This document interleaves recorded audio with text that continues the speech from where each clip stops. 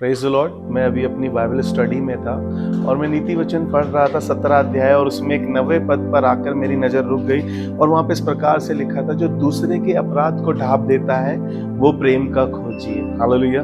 परमेश्वर चाहता है कि हम दूसरे की गलतियों को, दूसरे के अपराध को छिपा दें, माफ कर दें, उनको हम उजागर ना करें। अब कई बार ऐसा होता है जब हम किसी को कुछ करते हुए देख लेते हैं, हो सकता है वो हमारे पड़ोस में किसी कलीसिया से हो सकता है, हम जब कुछ देख लेते हैं गलत करते हैं, हम पूरे संसार में, पूरी दुनिया में, पूरे शहर में, पूरे मोहल्ले में हल्ला मचा देते हैं, लोगों को गा गा कर सुनाते हैं। नहीं, उजागर करने को नहीं कह रहा है, वो छिपाने को कह रहा है, वो ढांपने को कह रहा है। और यीशु मसीह ने उस स्त्री को जो व्यभिचार में पकड़ी गई थी, उसके पाप को कितने प्रेम से ढांप दिया, और लोग कह रहे थे मूसा की व्यवस्था के अनुसार उसे मार देना चाहिए, है ना। आपको याद हो रहा होगा, वहां पे छोटे छोटे बच्चे पत्थर लेकर खड़े थे और चाह रहे थे कि किसी तरीके से उसको मार डाले बस। लेकिन प्रभु का धन्यवाद करते हैं, यीशु प्रेम का खोजी है और बाइबल बताती है, उसने कहा यदि तुम में से किसी ने पाप ना किया हो वो इसको पहला पत्थर मारे। मैं प्रभु का धन्यवाद करता हूँ, इस बात को सुनने के बाद वहां से बच्चे से लेकर बड़े तक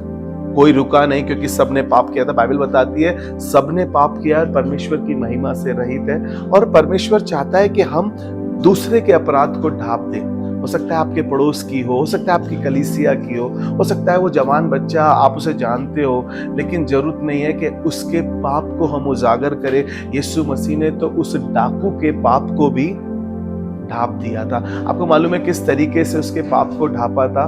डाकू का मतलब उसने व्यभिचार किया है, उसने खून किया है, उसने हर एक दुष्ट काम किया है, लेकिन यीशु मसीह ने मोहब्बत में उसके अपराध को ढांप दिया। कहना मांगता हूं कि आप भी किसी के अपराध को ढांपिए, क्योंकि आप प्रेम के खोजी बनेंगे और यीशु प्रेम है, आप उसके खोजी बन जाएंगे जब आप दूसरे के अपराध को ढांप देंगे।